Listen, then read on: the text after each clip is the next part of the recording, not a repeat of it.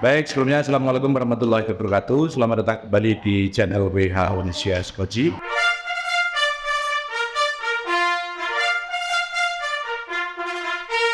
Ini adalah video yang ke-8 dan video ke-8 ini kita mendatangi Pembincang Kecamatan Madukara. Jadi saya sampaikan salam dulu. Yang pertama buat Bapak PLH Camat Madukara. Selamat siang, Pak Arif. Selamat siang. Kemudian Pak Camat tadi sekarang didampingi beliau terhormat Pak Kapolsek Madukara, Pak Rudi. Apa kabar, sehat? Baik. Dan didampingi juga oleh beliau yang terhormat Mas Imam dan Imam dari Danramil Madukara. Apa kabar, Pak? Sehat? Alhamdulillah sehat. WHO Indonesia Channel Skoji, inspirasi kebaikan tiada henti yang besar. Dan coba salam merdeka. Baik Pak Arif, Pak Udi, Pak Imam. Hari ini kita akan bincang-bincang banyak hal, terutama tentang daerah kita di Kecamatan Madukara. Namun demikian kita tidak boleh lupa bahwa ternyata kita memang satu wilayah Kabupaten Banjarnegara, di mana ada kebijakan tertentu yang itu memang mau nggak mau harus kita cermati bareng-bareng. Dan saya kepingin statement yang pertama untuk Pak Arif dulu. Bagaimana kira-kira persiapan teknis Pilkades 6 desa, apakah aman, kondusif? Siap. Untuk persiapan Pilkades gelombang 2 secara serentak di Kecamatan Madukara, alhamdulillah berjalan dengan baik. Dan insya Allah ini sudah ada tahapan pembagian logistik yang berpusat di Kecamatan Madukara, dan insya Allah besok kita distribusikan. Artinya tahapan sejauh ini sudah berjalan dengan aman, terkendali, dan dekat dukungan beliau berdua dari Polsek maupun dari Koramil, kita di Kecamatan Madukara bisa melaksanakan kegiatan secara sinergi dan didukung oleh panli-panli desa yang luar biasa, yang mana akhirnya kita sudah bisa mencapai pada tahapan aman terkendali. Secara teknis aman Pak ya. Berarti 6 desa itu berarti desa mana aja Pak? Dari desa Pekalongan, ya, Urundiana, Karanganyar, Blitar, Tambakan, dan Bantarwat. Tambakan Bantarwaru. 6 desa dari 20 desa kelurahan. Dari 18 desa ya. Plus 2 kelurahan ya. Oke, terima kasih. Mungkin sebelum ke yang lain saya kepingin ke Pak Kapolsek. Oke. Kira-kira secara teknis pengamanan untuk Pilkades besok tanggal 5 kira-kira sejauh mana persiapannya Pak?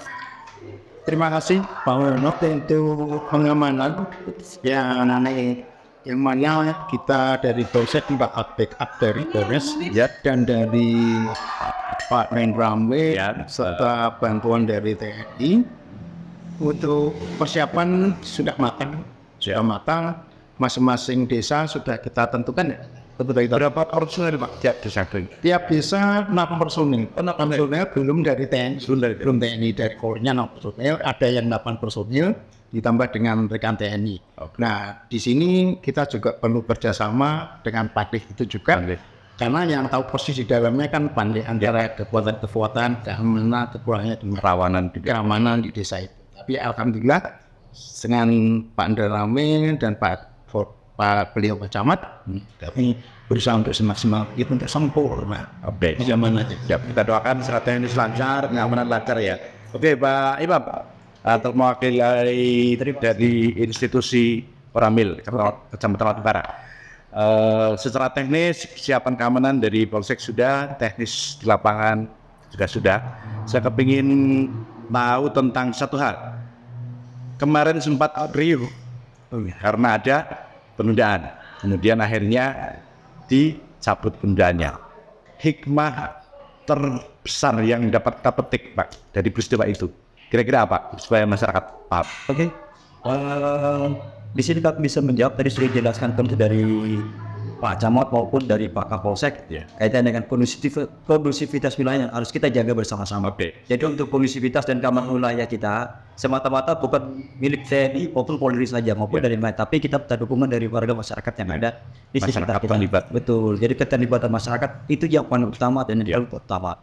Dan kemudian perlu kita ketahui bahwa ya itu mungkin menjadi bagian daripada kita, dan kemudian itu akan menjadi suatu implementasi yang sangat penting kepada kita yang lama ini untuk menjaga kondusivitas. Jadi kita belajar dari pengalaman-pengalaman yang lama atau yang baru yang kita laksanakan pada saat ini. Itu yang perlu kami sampaikan. Dan kemudian Kami ingin untuk wilayah Kecamatan Madukara sama hal yang tadi kami sampaikan sama Pak Kapolsek maupun dari Pak Camat tentang kaitan dengan teknis pengamanan yang ada di tempat kita.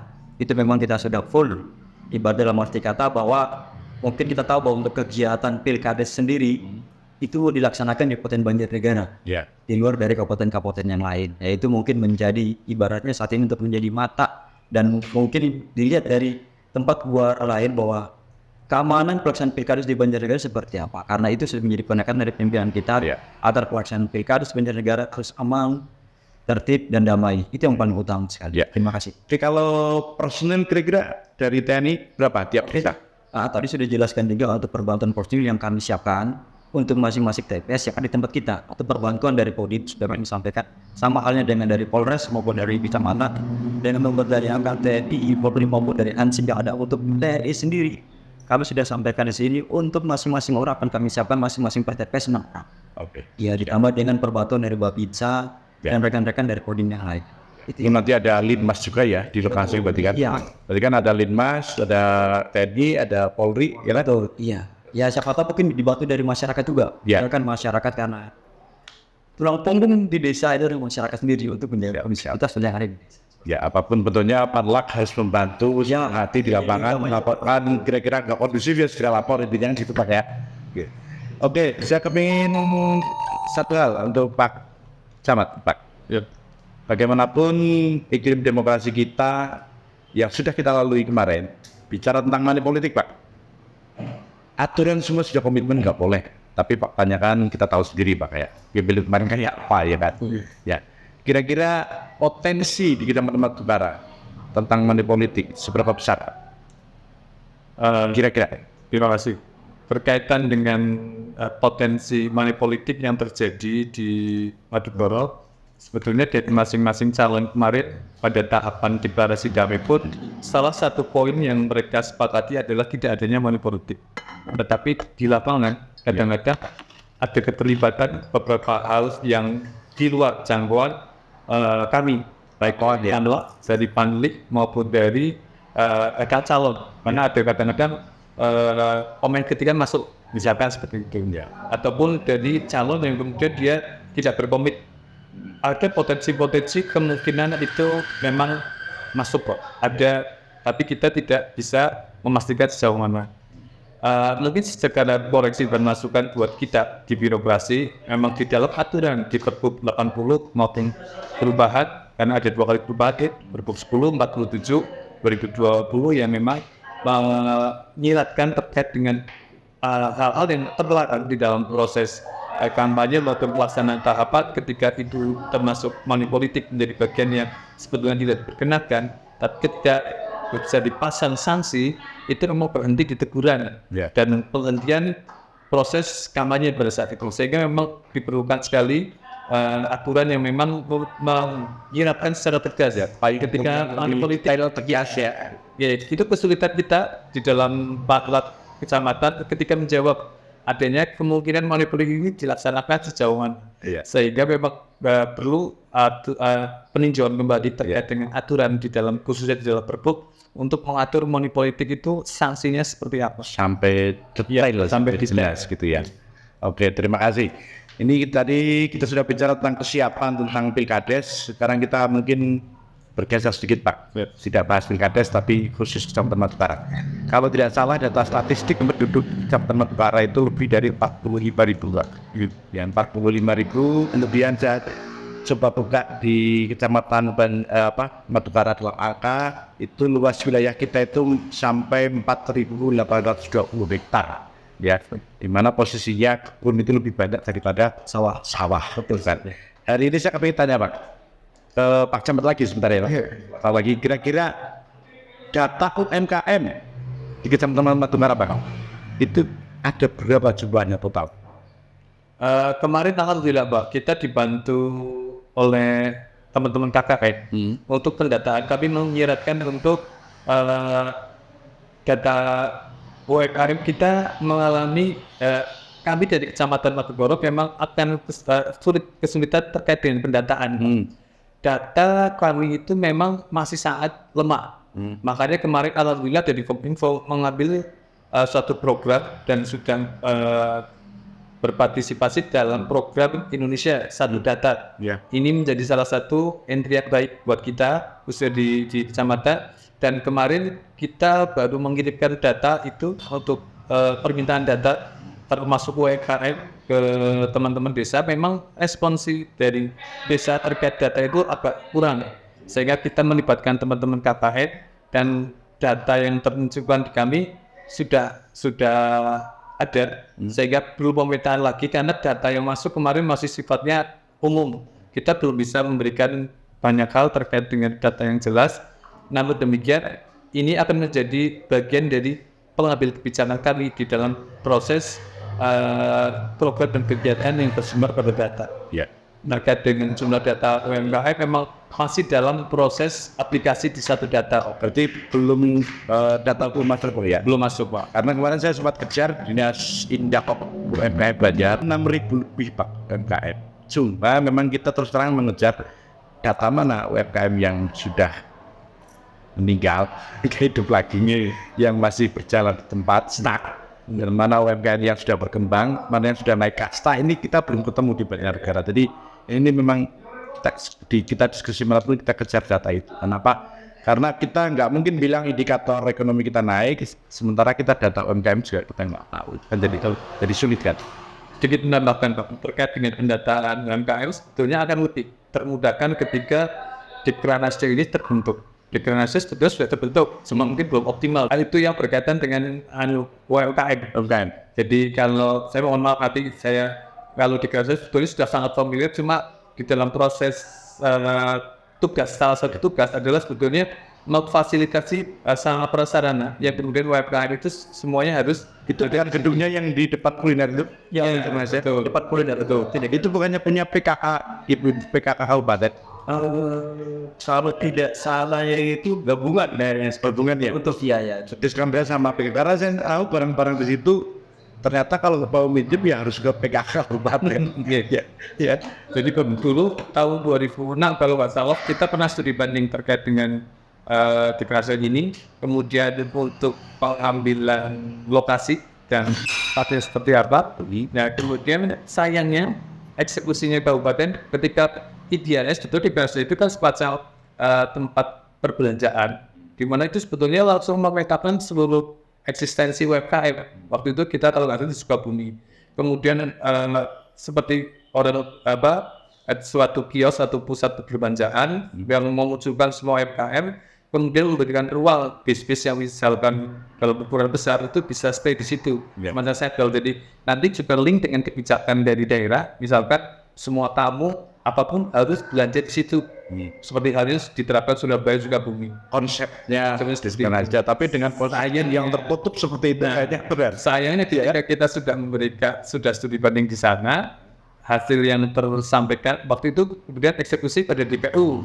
Ya perlunya kembali lagi komunikasi sinergi masing-masing OPD itu seharusnya mungkin perlu dibenahi dan menjadi pembelajaran buat kita semua. Kemudian munculnya gedung itu tidak seperti yang kita harapkan, malah muncul seperti kantor. Padahal harapan kami ya seperti yang waktu kita studi banding, tapi mungkin penerjemahan pada saat studi banding kemudian diaplikasikan mungkin berhenti. Dan sekarang malah gedung UMKM malah di sebelahnya gedung kuliner Pak ya. Dibangun lagi presiden. Iya kan?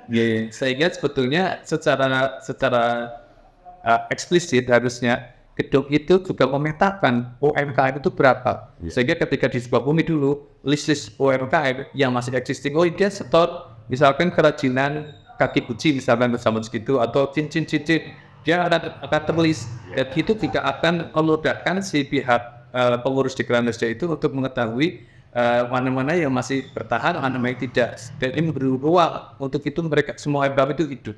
Sebetulnya bagus sekali. Oke, berarti dengan ketahuan bisa disimpulkan kemungkinan besar kecamatan yang lain juga belum punya database Pak ya? Belum. Hanya problem Pak ya. Oke, the next Pak. Sekarang ke Pak Kapolsek dulu. Saya kepingin tahu Pak, dengan jumlah penduduk kecamatan Madukara itu 45.000 lebih itu, kira-kira kendaraan roda 2 Pak di Madukara itu ada berapa Pak kira-kira? Kalau Saya kira setiap rumah hampir ada Pak ya. minim satu, itu berarti sudah ada 45. Berarti kita bagi 4 Pak ya. 45.000 kita bagi 4 Pak ya. Sekitar berapa itu berarti? Padahal Sekitar sekarang dua setengah. Iya. Berarti saya bagi 2. Berarti berapa itu? 11 ribuan lebih Pak ya.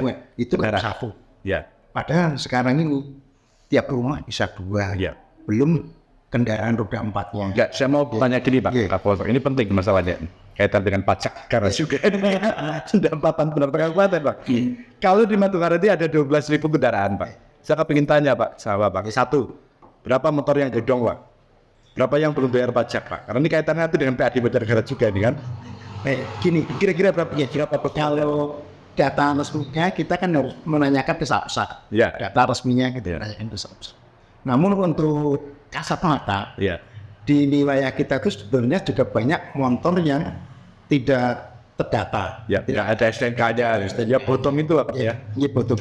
Namun dari pihak kepolisian polsek itu ataupun mungkin dibantu dari RT, Iya. kita ada mau penindak, kita kembali lagi ke hati nurani. Iya. Ke hati nurani.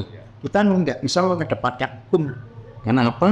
Karena masyarakat kita lebih dominan petani. Iya. Untuk ngangkut gabah, untuk ngangkut seperti AC teknik.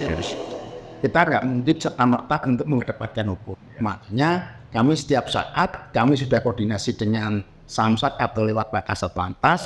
Makanya kita diadakan Samsat keliling yang sementara ini ada di Polsek Mbak Madukara setiap hari Sabtu. Itu untuk apa ya, mengakomodir mereka yang nggak bisa bayar pajak di saat bisa di situ. Tapi kalau kita bawa motor bawa sunat nggak ditangkap Pak ya? Enggak. Berarti menggunakan helm. Kalau kita di Polsek Intinya lengkap. sama apa yang disampaikan Pak Iya. Pak Ramde, kita itu selalu solusinya yang penting pakai helm, surat-surat sampai kita bilang si masa loro numpak motor rasa ngebut. Iya. Itu kuncinya sabar. Iya. Itu saya insya Allah Terkait dengan ini Pak, anak kecil yang belum berumur, belum punya apa, SIM ya, Iya. itu gimana Pak solusinya? begini Pak. Madukara banyak banget masalahnya Bang. Iya kan, ada anak kecil naik motor nyalip itu kan rasanya. Iya. Kami sudah kerjasama dengan Pak Danrawe juga lewat Babinsa, lewat Babin Tikmas. Kita seringkali setiap hari Senin kita melaksanakan jadi pembina upacara, pembina upacara ataupun setiap ada kegiatan baik pengajian, kumpulan di mana Betul ya. nanti saya minumnya nanti. Nah, kami sudah sampaikan karena satu terbentur dengan orang tuanya pagi sudah berangkat, pulangnya juga udah malam, anaknya sekolah nggak ada yang nganter. Angkutan kota juga belum, angkutan pedesaan belum sampai ke lokasi wilayah. Makanya kita sebagai polisi ataupun rekan TNI itu menghimbau ataupun memohon kepada orang tuanya setidaknya anaknya untuk bila berkendaraan, karena sebetulnya sih mengendarai motor nggak boleh. Kalau naik motor boleh Pak. Iya, naik motor motor mandek, motor mandek. Nah, kalau mengendarai Nggak boleh. Iya. Tapi itu menarik Pak. mengendarai itu nggak boleh. Namun kita mengimbau untuk setidaknya memakai. Karena melihat masyarakat anak-anak sekarang itu Pak Nirame dan semuanya Pak Camat dominan dia nggak pernah namanya berkendaraan itu pelan. Mesti kenceng. Malah banter sama orang dewasa. Iya, betul sekali. Apalagi di tikungan itu dia tambah betul. Ya, oleh sebab itu kami sudah sering juga melaksanakan penyetopan, kita imbau, tapi ujungnya karena kita nggak ada kekuatan hukum, tapi kita kedepankan hati nurani, yang namanya kita di polsek biasanya hanya mengimbau, ya belum bisa sampai akarnya.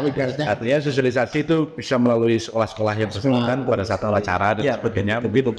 Bisa di masjid, pengajian itu supaya. Iya, betulnya gini Pak Ono.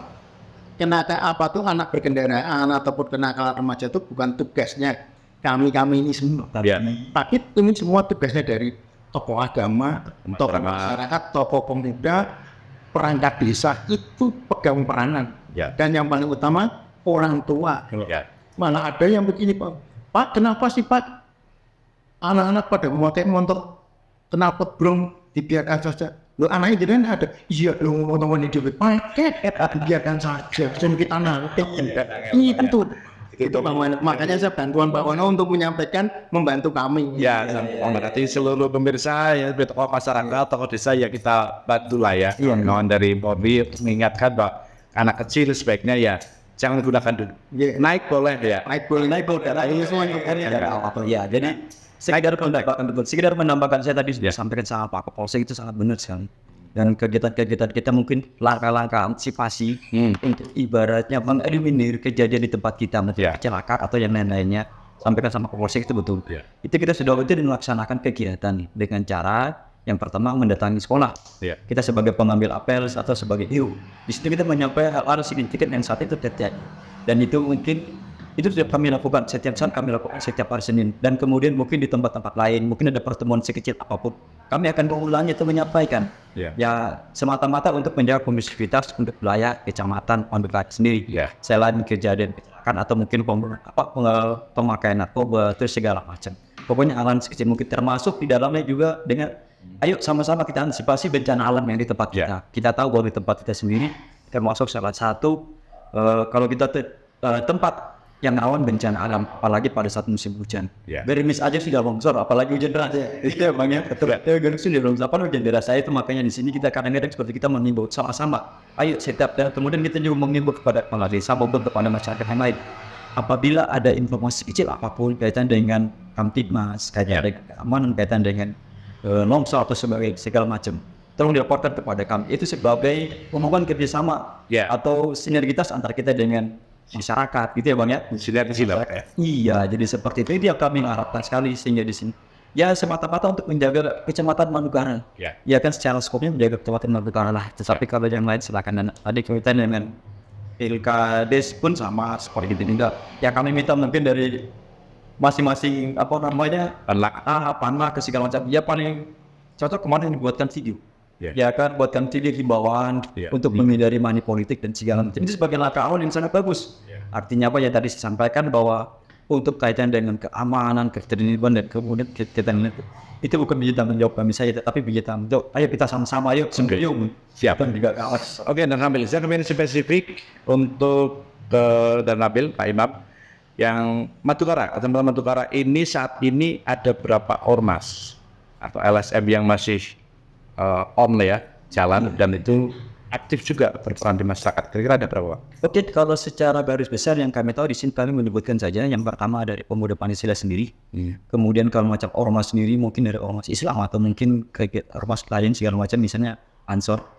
Itu yang saat ini masih ibaratnya masih berjalan. Dan kemudian kalau mungkin ormas lain yang ada tempat kita ya. Ibaratnya skopnya Kecamatan Madukara. Tempat kita yang aktif untuk melaksanakan kegiatan dengan kami yang sinergitas yang selama ini berjalan baik dengan kami dan kemudian sudah punya nama atau saya sudah punya nama dapat dikata ya sama saling kita bekerja sama baik dengan Polsek maupun dengan yang aktif Ansor berarti Pak ya? Ansor sama Pemuda Pancasila. Jadi setiap kegiatan Pancasila, Pemuda Muslim SI di Madukara ada. Kalau untuk di Madukara sendiri yang kami tahu pada saat kami sudah selama kami membuat kegiatan segala macam dengan baik dengan pihak Polsek ya, dengan pihak kecamatan, itu yang sering kami gerakan. Yang mungkin waktu kita pada saat aja dan segala macam mungkin mereka berperan aktif di situ. Tetapi untuk kegiatan-kegiatan kita segala macam dan intinya untuk ormas sendiri ya alhamdulillah sampai saat ini dengan kita itu ya sinergitas dan kemudian saya kecil informasi setelah seberapa besar ramsih keberadaan mereka terkait yang membantu ormas itu. Kalau yang kami tahu selama ini kami selama di sini di Madukara ini sangat luar biasa kalau macam untuk LSM di tempat kita atau ormas Islam di tempat kita ormas yang lain itu sangat luar biasa sekali untuk kerjasamanya. Dalam arti kata setiap ada kegiatan sekecil apapun mereka menginformasikan kepada kita dan kegiatan kita atau kegiatan Polsek mereka berperan aktif tanpa kita menelpon atau kita menawarkan. Itu yang kami harapkan seperti itu. Jadi ada hubungan sinergitas kita dengan mereka. Apapun bentuknya berarti keberadaan mereka penting ya. Sangat penting. Pentingnya. Yang penting yang semua kaitan dengan kegiatan-kegiatan yang positif.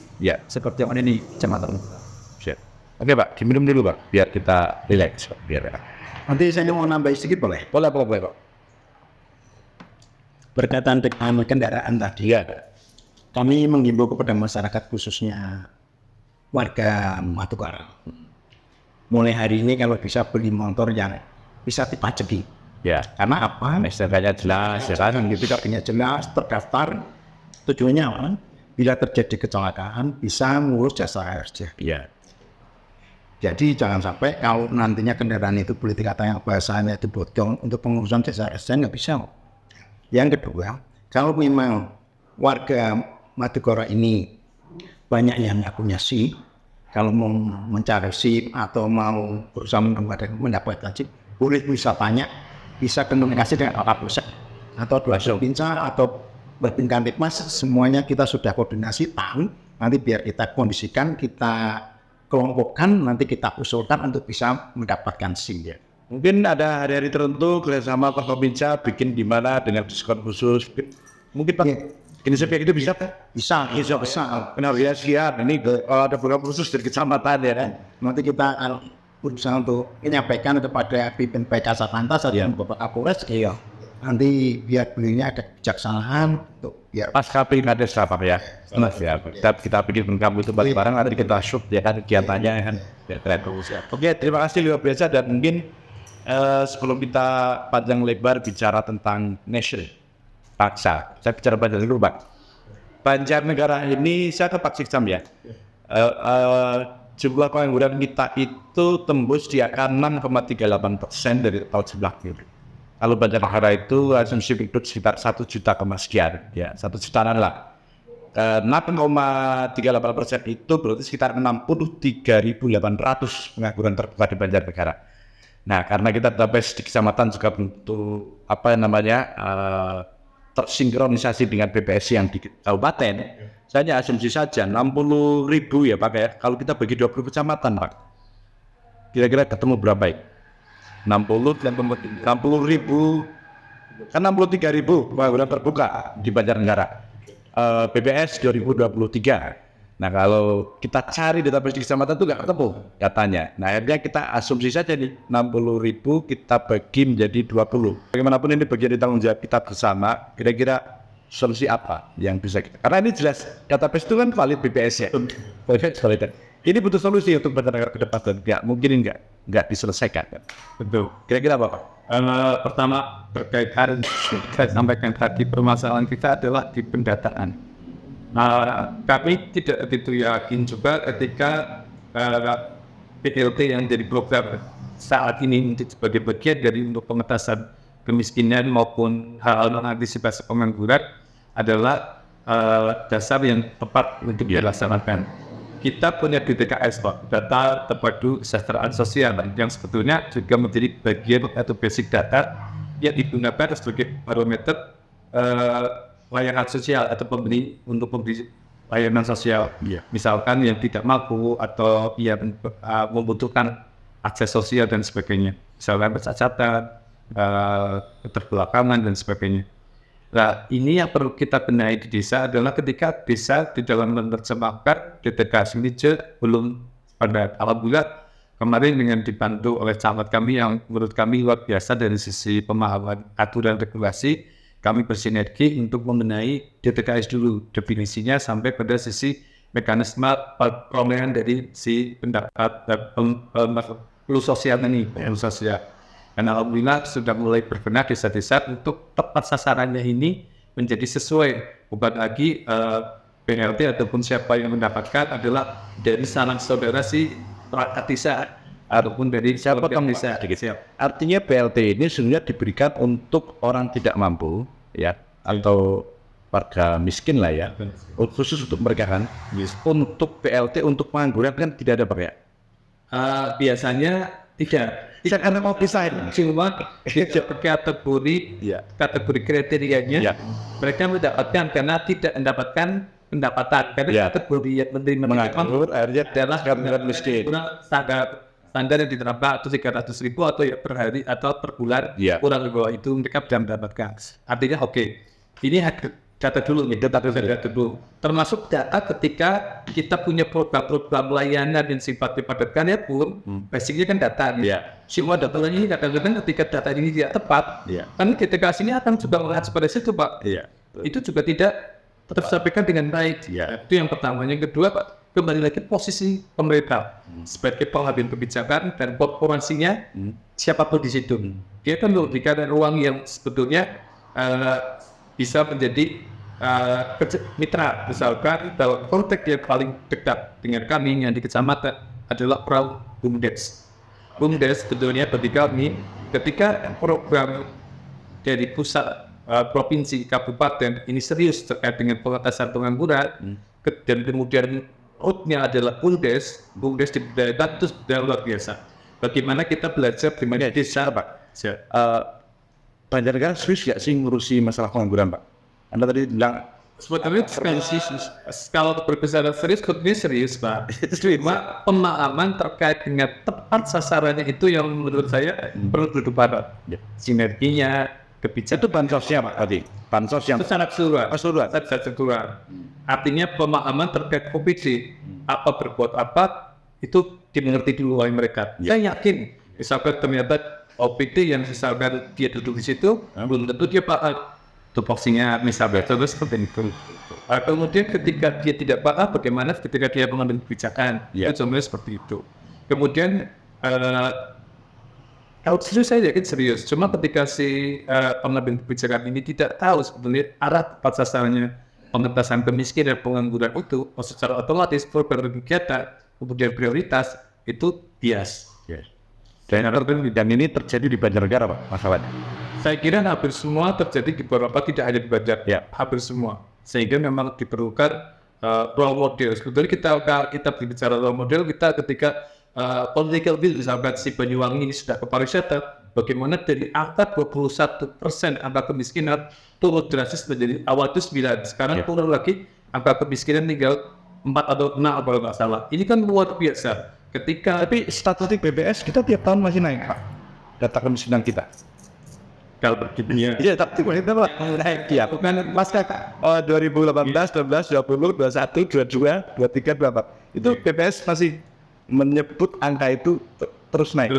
Iya. Padahal kita juga punya tim pengentasan kemiskinan yang dilaksanakan atau dididik oleh Bapelitbang. Sekitar 125.000 sekian penduduk miskin ya negara. Itu masuk peringkat di bawah INSAT. Ya, artinya lebih dari 10%. Kalau jumlah penduduk kita 1 juta dan sudah angka kemiskinan kita sudah turun 100.000 lebih, artinya sudah 10% kan. Dan ini masih cukup memprihatinkan di banyak negara, 493 di masalahnya. Makanya saya bilang kita harus bedakan antara problem pengangguran dan kemiskinan, karena ini dua hal yang berbeda ya kan. Kalau bansos saya pikir ya lebih ke fakir miskin, orang nggak mampu, tapi sebagian ternyata penganggur juga fakir miskin, Pak. Nah, saya sepakat kalau harus tepat, yang penting tepat sasaran. Tapi sekali lagi saya akan tanya, seberapa besar efektif bansos untuk mengurangi angka pengangguran, mengurangi angka kemiskinan? Kira-kira seberapa besar efektif? Kalian udah bicara berapa tahun aja? Menurut dengan Pak? Iya. Menurut dengan Pak, bebas ini sekarang. Beberapa berenang mungkin mereka sudah mempertimbangkan dari sisi efektivitas. Iya. Tapi ketika kita berbicara dengan akar rumput, kemudian kita juga langsung yang berhadapan langsung dengan masyarakat di desa, banyak yang beranggapan bahwa bansos ini kurang efektif ketika itu dilaksanakan secara ibaratnya hanya ngasih umpan, bukan langsung ngasih pancingnya itu. Dan ini masyarakat juga banyak yang mengeluhkan ketika bansos ini malah juga menimbulkan masalah di sisi kerawanan sosial, ada kecemburuan, kemudian Karena ketika tadi kan, sisi memperlemah mentalitas dari manusia itu yang ketika menerima ataupun berkeinginan untuk memiskinkan diri ya, kadang-kadang saya miskin loh, berarti saya terima. Ini kan yang terjadi di pasar kita semua Pak. Nah ini bahkan tidak, itu sudah tidak lagi malu ketika rumah itu dikasih stiker buat warga miskin. Seperti itu pun mereka nggak peduli lagi, Pak. Ini kan sebetulnya ada pergeseran mental ketika BLT ini dilaksanakan. BLT saya sependapat, saya setuju ketika itu pada masa-masa darurat, misalkan COVID ataupun krisis. Tapi ketika itu menjadi suatu berlanjutan, mungkin perlu pemerintah mengevaluasi. Oke, sekali lagi Pak Nabil. Banjarnegara punya problem besar, angka pengangguran kita tembus di angka 6,38%, 63.800. Sampai detik ini dari Dewan kita kejar belum ada solusi konkret. Paling hanya sekitar job fair yang paling hanya mampu meng-hire sekitar 500 orang. Kemudian dari pemerintah pun sama, belum ada dari kawan-kawan yang duduk di kabupaten. Nah, kira-kira menurut Pak Imam, apa sesungguhnya solusi ini konkret nih? Karena posisi 60.000 ini masalah besar Pak. Nggak main-main ya kan? Memang betul kalau Ribu. betul sekali kalau kita berbicara dengan angka 60.000 angka cukup besar. Ya kan, walaupun secara pasti kalau kita melihat secara nyata di lapangan mungkin lebih daripada itu. Ya kan, dan sampai saat ini pun ya itu masih sampai saat ini pemerintah daerah pun masih mencari solusi. Siapa berbuat apa dan yang terbaik. Mungkin tadi sudah disampaikan sama Pak Camat sendiri kaitan dengan langkah dan upaya apa yang dilakukan oleh pemerintah. Yang pertama mungkin selain membuka lapangan pekerjaan atau kalau saya sendiri kalau kita sendiri Andai saja lah, jadi andai satu membuka lapangan pekerjaan atau kita sendiri ibaratnya kita sendiri berwira swasta. Kalau saya berwira swasta dalam arti kata dalam kegiatan atau bidang apapun itu untuk langkah awal, dan kemudian tadi sudah sampai sama Pak Camat sendiri langkah-langkah atau upaya dan kemudian kedepannya seperti apa ya sudah jelas bahwa memang kalau kita berpikir dengan karena dan kemudian setiap hari, setiap saat mungkin ya akan data statistik itu akan bertambah lagi. Ya kalau bisa saya kalau bisa ya kalau kita berbicara ya bicara secara ini aja. Siap. Nah, oke, ke Pak Kapolsek, Pak Audi. Saya melihat tetangga sebelah Kabupaten Purbalingga punya polisi yang luar biasa. 10 tahun yang lalu kita masih punya angka pengangguran yang sama Purbalingga dengan Banjarnegara di angka 35.000 Pak. 10 tahun yang lalu belakang masih punya problem angka pengangguran yang sama sekitar 35 ribuan. Dan ketika 10 tahun yang lalu Purbalingga membuat sebuah kebijakan, ya saya mau jadi kota industri, kemudian mereka kebijakan perizinan dipermudah dan sebagainya. Hari ini 50 lebih Pak pabrik di sana. Satu pabrik paling nggak 2.000. Jadi sudah 100.000 itu terserap. Banjar mungkin nggak segitu gitu Pak. Betul. Sebetulnya menjawab tantangan ini mereka. Sebetulnya mungkin nggak sih Banjar? Mungkin Pak, kalau saya ini ada adanya saya jadi bupati, saya akan kerjasama dengan investor ya akan menarik investor untuk masuk ke wilayah Banjarnegara yang mana siapa tahu kalau ini andai bayangkan Bapak mau cari investornya kayak apa untuk pabrik apa kira-kira tayangan ini kan kalau boleh saja mungkin seperti di Madukoro kan sudah ada pabrik ya Pak ya. Ya itu coba wig apa Pak? Wig ya itu bisa itu pada karya itu ya pada dengan demikian bisa saja bulu mata yang berkaitan dengan penyerapan kan kebanyakan pengangguran kita kan perempuan kebanyakan ya sekarang 50-50 Pak dari 50 ya. Nah ini kita menarik investor yang kira-kira di wilayah kita itu apa yang bisa berkembang dari investor itu bisa menerima. Oke. Berarti salah satu solusi mengurangi pengangguran adalah mencari investor untuk menambangkan perusahaannya di sini padat karya Pak. Sekarang mungkin saya akan tanya nih mungkin spesifik ya di tingkatnya lah ya. Problem kita itu ada di RTHB tentang tata ruang wilayah dan kita belum ditetapkan loh Pak, masih dalam proses. Ini jadi problem sudah sampai mana Pak kira-kira? Kemarin kan kita ada ketok lu besok sosialisasi di hari Senin besok. Oh ya? Di Sasani Pak berbarengan dengan Pilkades kalau nggak salah. Kemarin ada surat undangan 5 ya. Wah, tangan sudah keluar undang-undangnya itu berarti RW-nya berbeda yang kita kan dulu ada revisi Pak, atau kurang waktu itu. Biasanya awal itu, saya ingat saya ngomong awal itu ya. Banjarnegara itu karena tertahan karena revisinya itu karena masalah lingkungan itu yang belum kajian lingkungannya. Kemudian berkaitan dengan banyak hal yang sifatnya memang harus disesuaikan. Misalnya zona hijau yang kemudian sebetulnya di RTB masih sekitar 11.000 ternyata sudah turun 9.000. Itu penyesuaian yang kemudian sudah di kemudian sudah disepakati. Berarti sudah clear ya? Sudah clear. Oke, kalau sudah clear mungkin saya ingin tanya spesifik Pak. Yang daerah mana yang memang luas wilayahnya bisa untuk industri masuk Pak? Kalau di RT RW kebetulan saya dulu memang tidak begitu intens mengikuti, cuma memang dulu menyepakati titik-titik akses jalan nasional itu ya benar dibuka untuk zonasi industri, zona industri, mulai dari Purwonowo sampai ke Susukan, sampai sejauh sini masih dimungkinkan untuk zona industri ketika itu memungkinkan bisa masuk. Cuma khususnya di wilayah Susukan itu pun sudah ditetapkan kawasan industri yang mana memang memungkinkan sekali si investor itu untuk masuk untuk di daerah di daerah Susukan ya. Susukan. Tepatnya saya belum tahu. Kebetulan karena waktu konsep di RT RW kita di bidang kami di IPW, cuma saya digeser ke Sekcam. Pada saat itu memang menjadi yang saya kritisi itu adalah sebetulnya yang disampaikan Pak Kapolsek. Kita berusaha untuk mengundang investor, tapi masalahnya adalah masalah trust. Investor sendiri belum trust ke kita untuk masuk. Yang pertama adalah branding bahwa Banjarnegara adalah zona konservasi atau zona yang kemudian ditetapkan. Apakah kemudian waktu itu kita berusaha untuk labeling itu tidak masuk, karena ketika itu sudah menjadi zonasi konservasi atau zona yang kemudian rawan kebencanaan, itu juga menjadikan investor agak takut. Itu tidak berpikir 2 kali lah ya. Karena Probolinggo pernah saya kemarin ketemu dengan salah satu warga sana, sebenarnya nggak mungkin banyak investor kata mereka tambah itu kebencanaannya tinggi, padahal itu kan berbicara ketika itu zona yang di sebelah utara. Ketika mulai dari yang saya sampaikan tadi itu kan zona aman sebetulnya, cuma ruang-ruang yang itu juga akan memungkinkan untuk dirubah, karena RTW itu misalkan yang sawah-sawah sebetulnya itu zona itu sebetulnya memungkinkan investor itu untuk masuk. Artinya RT RW itu sudah clear Pak ya, dari kementerian ya sudah turun. Cuma nanti kita tinggal lihat lagi di undangan para kemarin sosialisasi, karena pembahasan RTW itu dulu waktu di tahun 2019 itu sudah hampir final Pak. Harusnya final sudah selesai. Kita tunggu itu sekarang. Oke. Kritik Pak.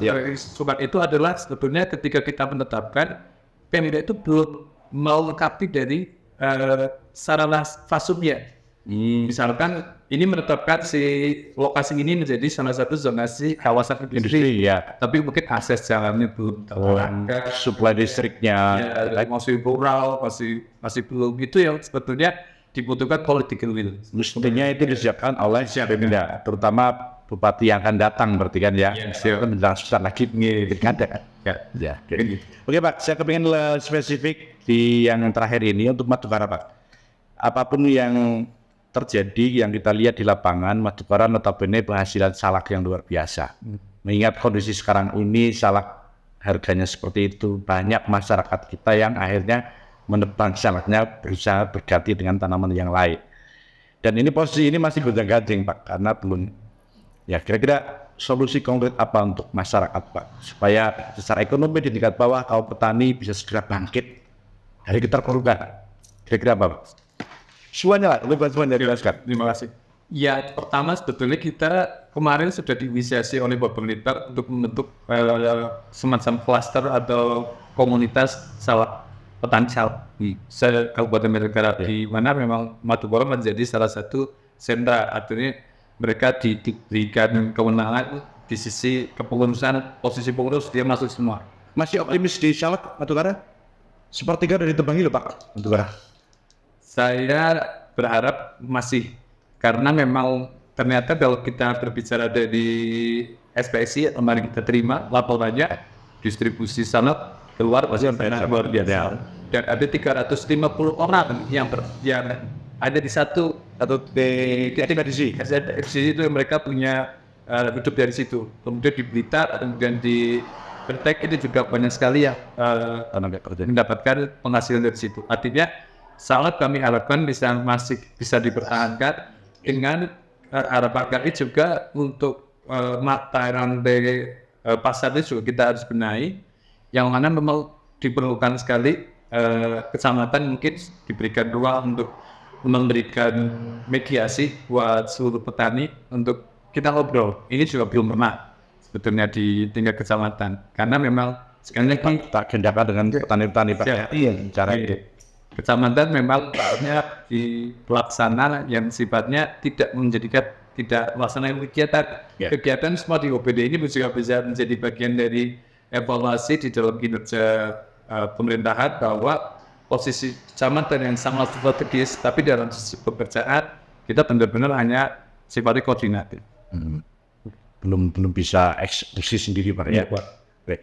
Ada masukan yang lain Pak tentang problem di tingkat bawah tentang sektor petani lah di Madukara supaya ini bisa segera bangkit. Kira-kira solusinya seperti apa? Tadi sudah dijelaskan sama Bang Reno bahwa untuk luas wilayah Kecamatan Madukara sendiri itu 4.820 151 hektar. Dan untuk selain luas tersebut yang paling banyak adalah luas perkebunan ya, 2.700 ya. Iya. 2.700 sekian hektar. Kalau macam kita lihat dengan kebutuhan atau mungkin dengan penghasilan terbesar di tempat kita sendiri salak. Kami yakin dari pemerintah mungkin sudah ada pola tersendiri untuk ibaratnya untuk mengatasi. Contoh soal mungkin dengan tadi pemerintah kelompok petani salak dan segala macam dibuatkan dalam suatu komunitas dan kemudian ya masing-masing saling membantu gitu, membantu mencari informasi di luar di mana ekspor salak yang paling bagus nantinya. Sehingga salak yang jadi komoditas di tempat kita sendiri dapat diekspor keluar atau mungkin ya dijadikan mungkin di sini menjadi makanan olahan yang lain. Iya. Meskipun kita tahu karena salak sendiri kan cukup jadi primadona lah untuk Iya, itu udah warisan leluhur yang luar biasa. jadi primadona itu. Ya mungkin untuk solusinya ya mari sama-sama mungkin kita bisa mengimbau kepada pemerintah ibaratnya untuk mengatasi permasalahan ini ya terutama itu mungkin tadi mungkin sudah disampaikan mendatangkan investor dan membuat pabrik ya kan membuat pabrik Madukara. ya Jangan-jangan nanti RT RW-nya nggak pas. ya kalau itu mungkin tadi sudah disampaikan bahwa di Kecamatan Susukan tapi salak itu dari Kecamatan Madukara yang bawa ke sana Distribusi ke sana. ya Masih karena kita berpikir kan ibaratnya satu lingkup dari Kabupaten Banten yang mungkin seperti itu. Ya itu jadi kita tidak bisa seperti dengan yang lain. Ya kan kalau kita bicara salak, memang dari dulu kita salak di Madukara. Sebelumnya ini kan begitu salak harganya mulai turun dan sebagainya, ya kan.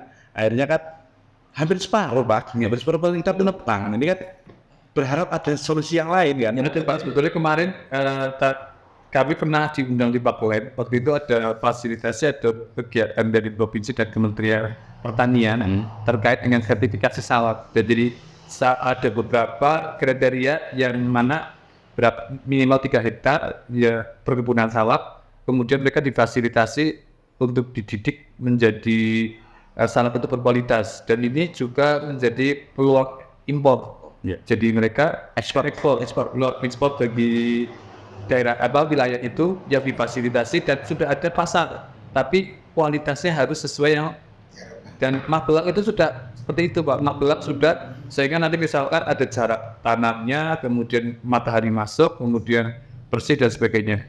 Dulu Kiana, Pakelet dan Rakita kalau nggak salah ini juga sudah dalam proses menjadi percontohan. Tapi saya nggak tahu ada beberapa kendala, ada beberapa di desa Gunungnya tidak jalan. Nah inilah pentingnya forum komunikasi di dalam kami di kecamatan untuk mengetahui karena memang di dalam keterlibatan kemarin kelepahannya adalah ketika kementerian kabupaten itu langsung ke desa mulai kecamatan, tapi ketika kami masuk dan ada kendala baru desa itu melaporkan ke kami terkait dengan permasalahan kegiatan yang tidak berjalan karena mungkin ada kendala dari masyarakat dan sebagainya. Ini pentingnya sinergi yang kami sampaikan dan komunikasi antar OPD dan desa yang selanjutnya akan menjadi bagian yang SOP-nya seperti itu.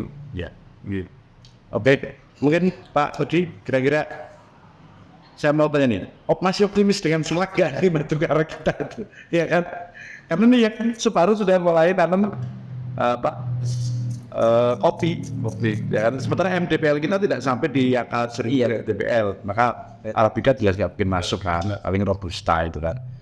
Sekali lagi saya ingin tanya, masih optimis dengan selakisasi di Madukara? Kalau kami apa yang disampaikan Pak Camat ataupun Pak Dan Ramil saya mendukung karena apa?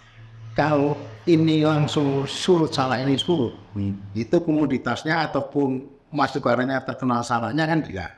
Oleh sebab itu perlu adanya pelatihan-pelatihan. Dulu kita terkenal salaksan apa Pak Madukara? Tergilasi karena makanya kita mau melihat di mana sekarang itu harus ada pelatihan-pelatihan. Kalau perlu, ya itu tadi yang disampaikan Pak Camat. Jangan sampai kita kurang kecamatan Forkopimda ini kita ditinggalkan. Kalau ada kegiatan, dia langsung ke situ, kita nggak tahu apa-apa. Iya. Itu sering terjadi. Dan saya sendiri juga sering melihat, sering mengalami seperti itu. Ini jangan sampai terjadi kembali. Kalau bisa, mari jangan sampai dia turun, masyarakat ada hambatan, nggak berani nyampaikan ke kabupaten atau seterusnya. Tapi kita mengatakan ke sini, kita itu mau menyampaikan seperti itu. Mohon dengan adanya seperti kegiatan ini, semoga aja beliau mau melihat dan terdengar hatinya. Betul. Oke. Siap. Ya moga-moga Kecamatan Watu Kara ke depan masih makin tertata, makin baik. Tapi satu hal yang pasti sebelum saya closing, Pak, problem terpenting di tingkat tani itu ya karena kita masyarakat kita petani, Pak. Ya bibit, ya pupuk, ya yang terakhir adalah terjaganya harga panen. Itu yang paling penting, Nak. Saya kepingin sejauh mana nih perjuangan kawan-kawan di Forkopimda untuk membantu perjuangan saudara-saudara kita si rakyat kecil, para petani ini, untuk supaya ada ketersediaan bibit yang terbaik, apapun itu bibitnya, Pak. Ketersediaan pupuk sampai bisa menjaga stabilitas. Hanya itu, rakyat hanya butuh itu, Pak. Ketika itu sudah tercukupi, selesai, Pak. Betul. Baik, kami dari Forkopimda sendiri, memang ada beberapa kali kerjasama dengan PPL ya Bang ya. Ya kan dari pihak penyuluh pertanian maupun dari yang lainnya kita bekerjasama. Jadi kita sama-sama jalan ke masing-masing petani, kita mendengar keluhan dan segala macam. Itu sudah ditindaklanjuti dan kemudian dari pihak PPL sendiri sudah melaporkan atau menyampaikan kepada pihak pertanian kabupaten. Itu sudah sering kami lakukan atau sudah sering kami dari Forkopimda baik dari Polsek, dari kecamatan, sama-sama kita sudah ibaratnya kita menjaga kestabilan segala macam dan kita sampai saat ini kita tetap memonitor, ya kan memonitor baik pupuk maupun harga dengan adanya kelangkaan dan segala macam seperti itu yang kami saat ini. Sekarang mau beras lagi, Pak ya? Ya, langka beras mahal lagi kan masalah lagi. Mungkin kan menjelang bulan puasa ya. Tahu mungkin ya kita berpikir lagi mungkin setiap kalau kita mengikuti kegiatan TPID itu kan sudah dijelaskan setelah mungkin ada beberapa faktor sehingga terjadi kelangkaan beras dan segala macam. Itu mungkin menjadi salah satunya, termasuk salah satu kemarin pada saat dari tahun 2023 itu ya. Mungkin ada yaitu kejadian alam El Nino dan segala macam itu menjadi, dan kemudian ya faktor-faktor luar lainnya seperti itu ya hampir sama di mana-mana sama seperti itu. Jadi bukan di tempat kita saja, khususnya di Kecamatan Banjarnegara dan kemudian Kabupaten Banjarnegara, Kecamatan Watu Kara, Kabupaten Banjarnegara saya, tapi mungkin di tempat-tempat lain semua seperti itu. Ya masih alhamdulillah kalau macam yang kami lihat sendiri untuk Banjarnegara sendiri itu masih kalau Banjarnegara itu masih apa namanya orang bilang masih terpenuhi semuanya, masih terpenuhi semuanya. Jadi dibandingkan dengan di tempat-tempat lain. Dan kemudian mungkin dari satu kecamatan Kabupaten Banjarnegara yang termasuk yang the best lah. Ibaratnya walaupun itu masyarakat wilayah kita masih bisa beli, bisa, jadi bisa terjangkau. Yang mau beli itu, Ya. Dan stok yang ada di Bolo pun sudah terjangkau. Dan mereka sudah menyiapkan stok selama 6 bulan ke depan. Mungkin sampai dari 1 tahun, mungkin sampai dari selesai kegiatan bulan puasa atau lebaran nantinya seperti itu. Masih terkendali ya? Iya, masih terkendali. Dan itu memang saya dilakukan. Ya kan termasuk dengan operasi pasar ya Bang ya. Operasi pasar di mana-mana saya jadikan suatu contoh atau bisa suatu contoh di mana harga itu tetap masih stabil. Ya, itu yang sering diperhatikan oleh pemerintah daerah seperti itu. Ya. Oke, karena kita juga punya agenda cukup banyak untuk jalan-jalan. Sebenarnya saya kepingin banget bahas banyak hal, Pak. Pendidikan, kesehatan, toleransi agama. Waktu kita sangat terbatas, kan semuanya. Jadi mau nggak mau kita sudahi podcast pada kesempatan kali ini. Tapi sebelum saya tutup, saya kepingin satu kalimat sederhana, Pak. Satu kalimat sederhana, berupa statement, Pak. Mewakili institusi masing-masing untuk masyarakat kauman, untuk pemirsa di Banjarnegara untuk dimanapun berada terkait dengan pilkades serentak dan terkait dengan kehidupan berbangsa bernegara. Sederhana, dimulai dari Pak Tetapi. Baik, statement dari kami yang pertama, mari sama-sama kita jaga kondusivitas wilayah kita masing-masing. Jadi untuk keamanan di tempat kita bukan dari diri kita sendiri, tetapi untuk kebersamaan kita, marilah kita jaga kondusivitas di saat kegiatan apapun sekecil apapun. Itu menjadi utama. Terima kasih saja. Oke, terima kasih Pak Camat. Silakan teman. Para pemirsa, Pak. Terima kasih. Untuk suatu permasalahan biasanya akan bisa tereliminir ataupun terselesaikan ketika kita bisa menjalin sebuah komunikasi. tahap komunikasi inilah yang memang harus dibangun, sinergisitas, kemudian menjadi salah satu hal yang memang diharapkan. Karena dua hal ini biasanya akan menjadi kendala dalam suatu permasalahan apapun. Sehingga harapan kami di dalam kami di Kecamatan Madioboro, kami membutuhkan komunikasi, baik kami dengan Forkobija, dengan masyarakat, maupun dengan seluruh pihak, di mana wadah-wadah komunikasi harus diciptakan dari Nusdes yang tidak dibuat, petani dan sebagainya perwakilan untuk masuk menjadi suara mereka yang harus kita dengar, dan ini akan menjadi salah satu tujuan yang kita harapkan supaya sinergisitas di dalam bekerja maupun berkebangsaan ataupun dalam kita berkehidupan bisa berjalan dengan baik. Oke, terima kasih. Terakhir Pak Kapolsek. Terima kasih. Mohon maaf, Pak Ramil, mohon maaf Pak Camat, mohon maaf. Keamanan itu mahal harganya. Keamanan itu mahal harganya. Oleh sebab itu, mari kita ciptakan Kamtibmas ini bersama-sama. Tapi yang paling pertama, jadilah polisi diri sendiri. Luar biasa. Terima kasih luar biasa. Pokoknya sehat selalu Pak Samad, Pak Dan Ramil, Pak Kapolsek. Terima kasih dari Assalamualaikum warahmatullahi wabarakatuh. Salam merdeka. Ya.